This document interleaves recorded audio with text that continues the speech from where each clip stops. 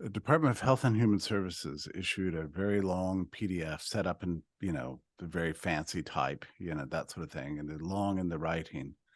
And it had been in process for 2 weeks. On the 13th, then the emergency was declared, and that document came out, which at the time was classified.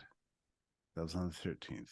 Now, on the 14th and 15th was the legendary weekend in which Fauci and Birx and Kushner and Pence and Scott Gottlieb, we should talk about him in a little bit,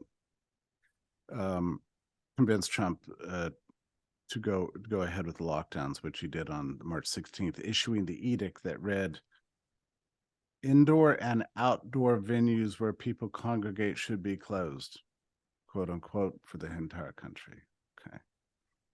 That was on the 16th, but it was the 13th where the real decision was made. Of course, the decision was made weeks earlier, but on the 13th, this classified document came out, and it had been released by the New York Times 6 weeks later, and I had read it many times. I didn't really understand it, but I kept posting it going, here's a document, but I didn't know what it meant.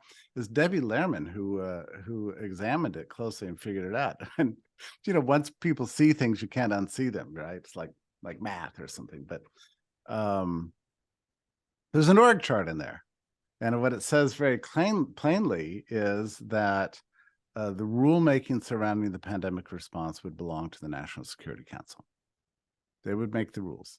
And the CDC and HHS and so on would only deal with operations and implementations. But the National Security Council would be in charge of it. And they, later on in the week, transferred all that authority to Federal Emergency Management Administration, which operates under Department of Homeland Security. What this means is, in effect, is that we are under martial law, quasi-martial law, certainly from the 13th. But when you were traveling home from Europe, everybody already knew, the administrative state already knew what was coming. So that's the reason it felt like zombie apocalypse, is that they were operating under military rule, essentially. And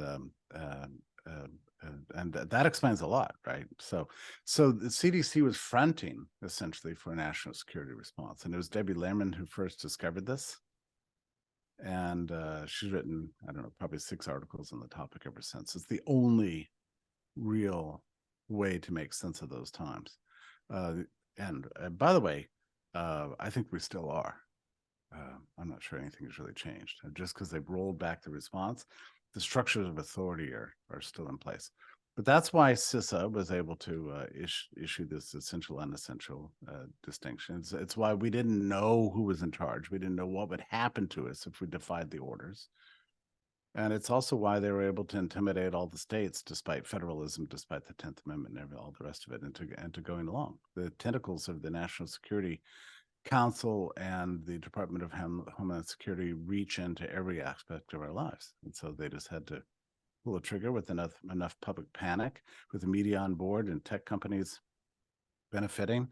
The whole thing just unfolded in ways that we never imagined to be possible.